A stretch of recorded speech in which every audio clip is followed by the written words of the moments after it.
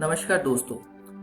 आज हम की पॉइंट्स डिस्कस करेंगे, हाईलाइट करेंगे न्यू एजुकेशनल पॉलिसी 2020 के।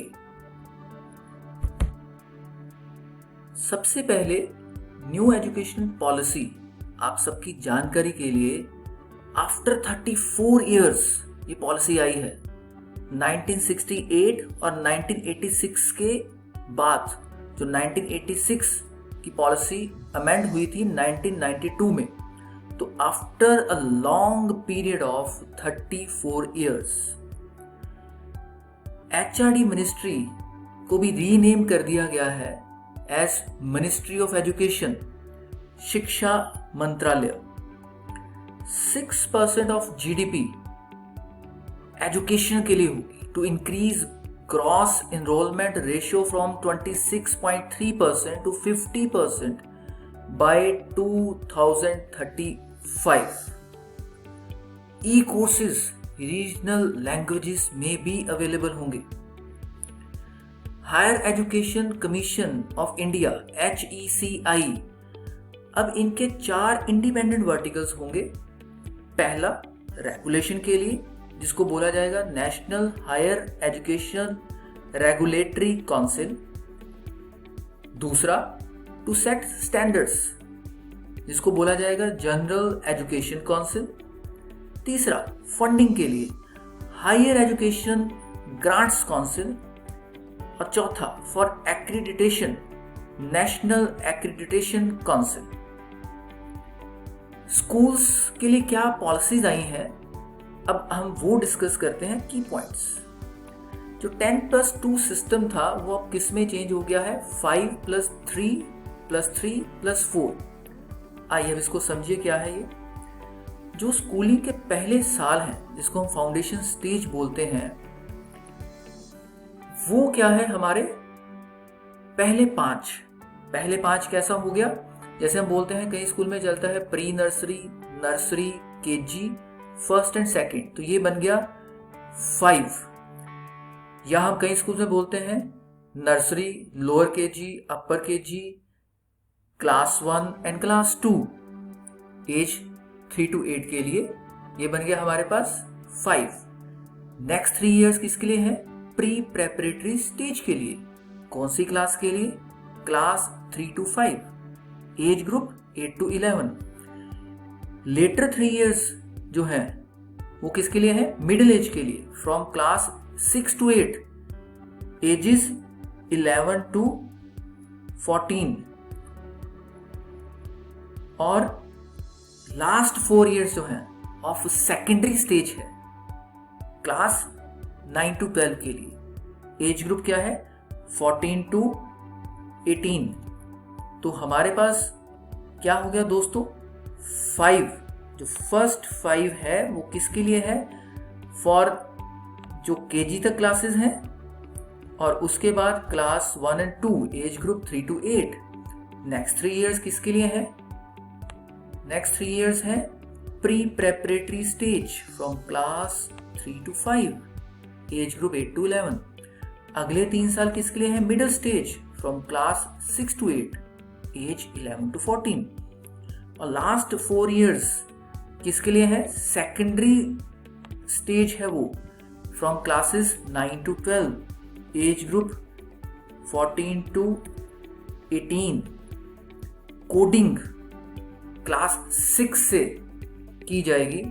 वोकेशनल कोर्सेज के ऊपर, वोकेशनल सब्जेक्ट्स के ऊपर बहुत ज्यादा स्ट्रेस दिया गया है इस पॉलिसी में। Scientific temper, reasoning, mathematical thinking, इसके ऊपर बहुत सारा स्ट्रेस दिया गया है इस पॉलिसी के अंदर। तो स्टूडेंट्स अपने कोर्सेज अपनी चॉइस के अकॉर्डिंग भी चूज कर सकते हैं। एक बहुत इंपॉर्टेंट बात, इंटरेस्टिंग बात जो है, a 10-day bagless period sometime during grades 6 to 8 होगा, जिसमें स्टूडेंट्स क्या होंगे, एक्सपर्ट के साथ वो गार्डनिंग, कारपेंट्री, पॉटरी, ठीक है, ये चीजें करेंगे। This is very interesting. Board exam का पैटर्न चेंज हो गया। नो रॉट लर्निंग, रट्टा क्रैमिंग, उसको डिस्करेज किया गया। नॉलेज जो गेन करी है उसकी एप्लीकेशन क्या है, स्टूडेंट्स कैसे अप्लाई कर सकते हैं, उसके ऊपर स्ट्रेस दिया जाएगा। Exams not every year for school students. School students class 3 में, क्लास 5 में, क्लास 8 में, उसमें फाइनल एग्जाम में अपेयर होंगे।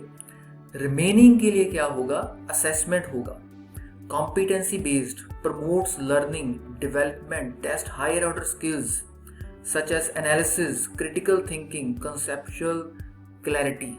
इसके बेसिस के ऊपर असेसमेंट होगी। But board exam will continue to be held for classes 10 and 12, but ये भी रीडिजाइन होगी with holistic development. Okay, class 10 and 12 के लिए, but there will be again redesigning. Report card का असेसमेंट होगा by teacher and peers. Life skills भी सिखाए जाएंगे। Okay, mother tongue again very important point. Mother tongue और local regional language is to be medium of instruction in all schools up to class 5. However, policy ये भी कहती है कि no language will be imposed on any student. Now, policy for higher educational institutes, colleges, universities, MPhil को discontinue कर दिया गया। जितने भी यूजी के under graduate, post graduate, PhD level के कोर्सेज हैं वो सारे इंटरडिसिप्लिनरी होंगे। सिंगल कॉमन एंट्रेंस एग्जाम होगा for all the colleges. Exam will be optional, not mandatory. UG colleges to be more autonomous. Autonomy like academic, administrative, financial autonomy will be given to colleges on the basis of the status of their accreditation. All institutes to be research institutes. Colleges will have music, arts, literature courses also. IITs को भी बोला गया है कि वो भी एक holistic approach adopt करें। आर्ट्स के कोर्सेज, ह्यूमैनिटीज के कोर्सेज, और जो आर्ट्स एंड ह्यूमैनिटीज के स्टूडेंट्स हैं they will aim to learn more science, will try to incorporate more vocational subjects and soft skills. Foreign universities setup की जाएंगी India में, top 100 foreign universities through a new law. Sanskrit will be mainstreamed, including as one of the language option in 3 language formula in schools as well as in higher education. By 2030, one large multidisciplinary college in every district of India. Higher education institutions to be divided into further categories. Research intensive universities, institute that place greater emphasis on teaching but still conduct significant research, उनको क्या बोलेंगे, teaching intensive universities. तो पहला है research intensive, दूसरा है teaching intensive जहां पर रिसर्च होगी, third is autonomous degree granting college, but her institute में रिसर्च को प्रमोट भी किया जाएगा। Multiple exit option in degrees, again very important point. और जो अंडर ग्रेजुएट कोर्सेज हैं वो 3 से 4 साल के होंगे, पीजी कोर्सेज 1 to 2 years के होंगे। अगर एक स्टूडेंट 1 साल का कोर्स करके छोड़ देता है तो उसको सर्टिफिकेट, वोकेशनल कोर्स का सर्टिफिकेट मिलेगा उस डिसिप्लिन में। अगर 2 साल के बाद छोड़ देता है तो डिप्लोमा, अगर 3 साल के बाद छोड़ देता है तो बैचलर डिग्री, और अगर 4 साल के बाद छोड़ता है 4-year multidisciplinary bachelor program will give degree with research, अगर स्टूडेंट ने साथ में प्रोजेक्ट भी किया है तो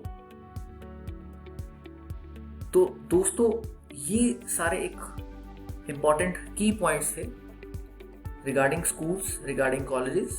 तब भी मेरी आप लोगों से रिक्वेस्ट है कि अदर रिसोर्सेज भी चेक करिए फॉर एक्यूरेसी, और मिनिस्ट्री ऑफ एजुकेशन MHRD से भी जो डिटेल नोटिफिकेशन आएगा उसको भी प्लीज देखिए for regular update, for the notification, for the exact detailed information. Thank you. Thanks a lot.